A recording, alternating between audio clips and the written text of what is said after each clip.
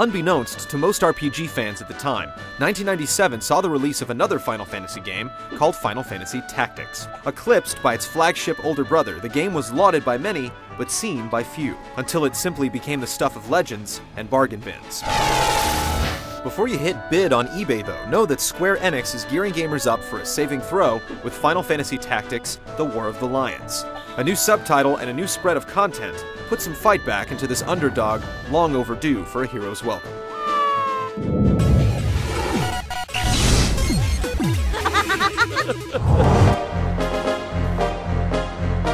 In this page of Final Fantasy history, players unravel the untold tale of Ramza Beowulf and his involvement in the War of the Lions, a dispute between two dissident factions incited by a race to the crown following the king's death.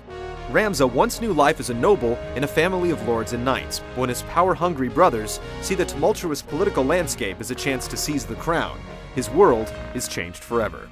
As the story unfolds, power-hungry siblings become the least of his worries, as a secret plot of demons, saints, and the mystical power of 12 Zodiac Stones surface before the youth's eyes. Intent on restoring order and honor to his name, Ramza picks up the mantle of an unknown mercenary and leads his company into battle, swords raised.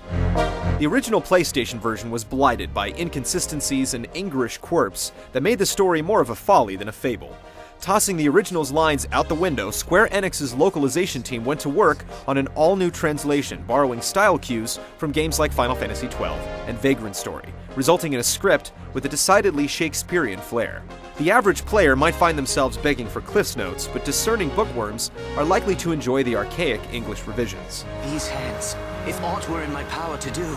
Retooled lines and cleaner writing may seem like insubstantial fixes, but the effect is anything but subtle.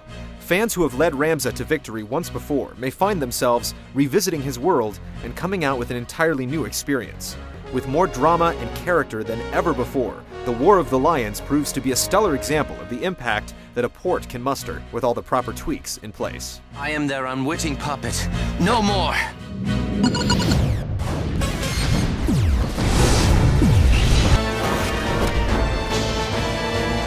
Ditching the ubiquitous free-roaming aspect of other Final Fantasy games, War of the Lions has players leading Ramza and his band of rogues across an overworld map pocked with waypoints leading the way to various cities and locales. The game's design aspect doesn't receive too much of a facelift here, but a number of interesting new additions throw coals onto the fire. The Tactics campaign was, and still is, a tough one to complete, that often demanded players to level up strategically as they would in the battlefield.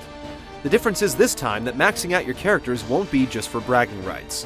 The long-yearned, finally realized multiplayer mode is ready and present, allowing for both co-op mission objective and head-to-head based engagements. The absence of true online connectivity is disappointing, but the local multiplayer is still a more than welcome addition with a number of enticing features.